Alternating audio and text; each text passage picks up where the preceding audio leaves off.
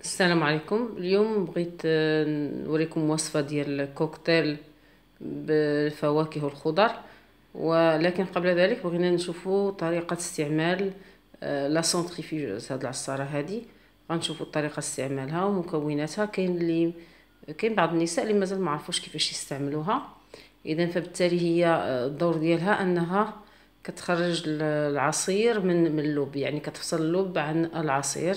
يمكننا نعصروا بها يعني فواكه وخضر، وغناخذوا فقط يعني خلاصة العصير ديالها، وكنحضروا بها كوكتيلات. ومن جهة اخرى كيبقى لنا اللب ناشف، يعني الالياف كتبقى وحدها.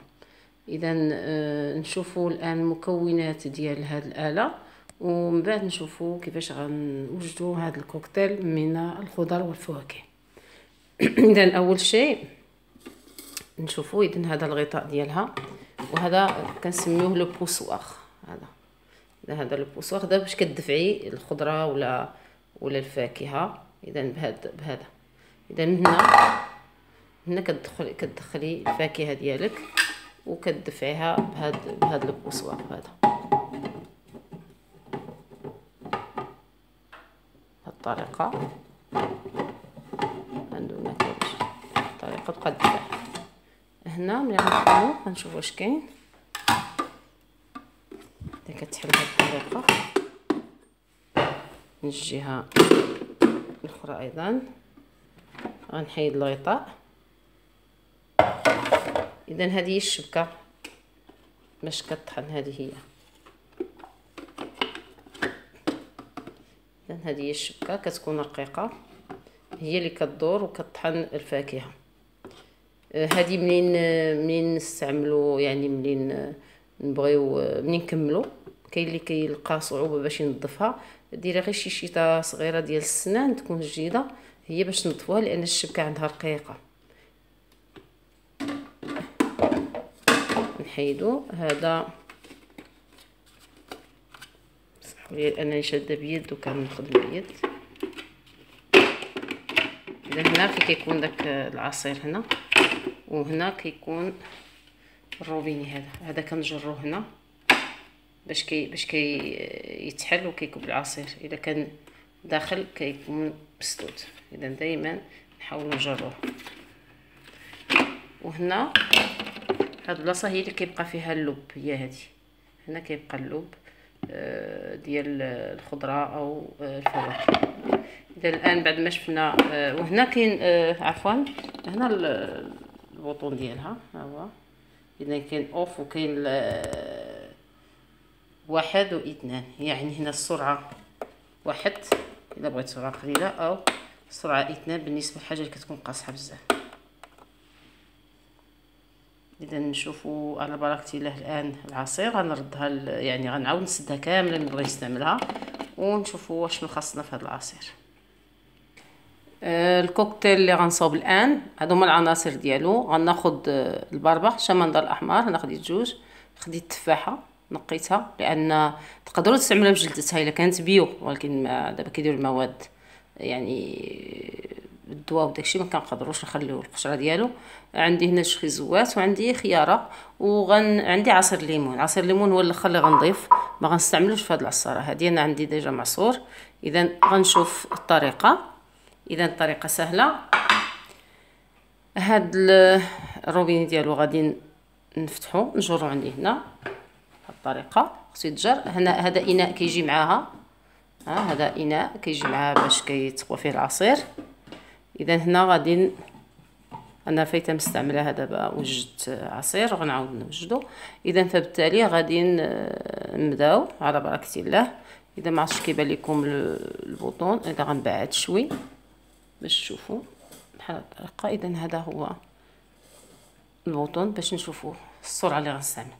اذا غندير البربه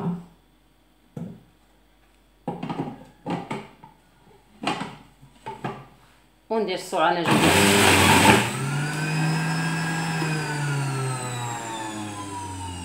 نعاود ندير سو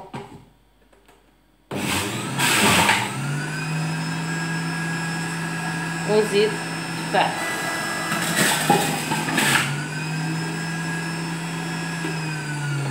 تروجت. اذا تعرفوا تشوفوا العصير بانه ماشي كتير بزاف كيوجد بزاف. اذا هنا غادي نفتحها وغادي نشوفوا اللب اللي كيبقى لينا. غادي نوريكم الكميه تاع اللب اللي كيبقى وشحال د العصير. هاد بوش هادي ما كتبغيش الفاكهه اللي رطبه بحال البنان، بحال المنون، بحال التلاح. اذا اما البطيخ والتلاح داكشي ما تستعملوش، شي ما كيقولك ما تستعملوش فيها شي حاجه رطبه. اذا غير الفواكه اللي كتكون شويه قاصحه شاده في راسها. اذا الان غادي نخليكم من بعد ملي نفتح الاله ونجبد شحال بقى ديال اللب وشحال عطاتنا ديال العصير. اذا غنشوفوا شحال العصير عطاتنا في هذه الكميه.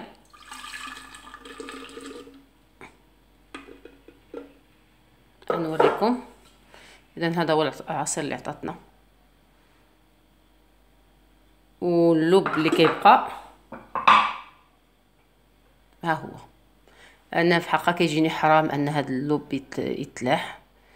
كنعاود نستعملوه في الشلاضه، ولا كان غنخيزو مثلا الا درت غير الجزر وحده كنعاود نديروه في صوبه، او هذا مع فيه التفاح وفيه الباربه وخيزو كنعاود نعصر الليمون وندير هذيك الشلاضه اللي كاينه فيها خيزو محكوك راه كتجي مزيانه. ما كنلوحش هذا لان كيجيني ضياع بانني نضيعوا هاد الالياف كلها اللي مهمه.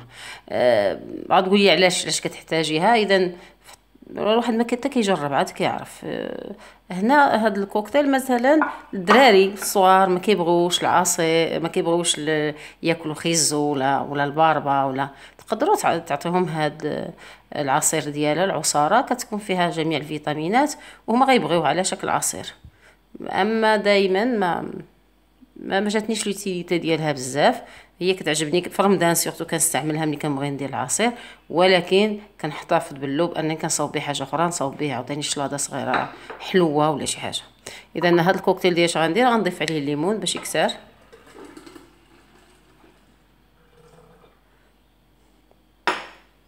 ها هو العصير وجد لينا.